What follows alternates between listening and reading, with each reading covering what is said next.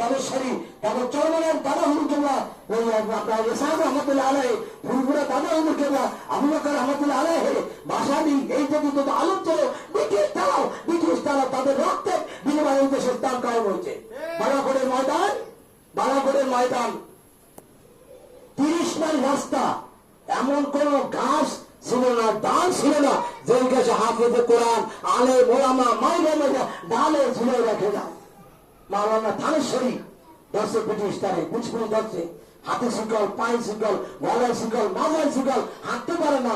হাজার হাজার মানুষ রাস্তাটা দাঁড়াই আছে তাকে দেখার জন্য। যখন যাচ্ছে, নিয়ে যাচ্ছে, এর মধ্যে দেখে পুলিশে, এর মধ্যে দেখে এক মহিলা, তার বাচ্চা, ওই বাচ্চা দেখি ঠিক বলছে যে ইনি আমার বেগম।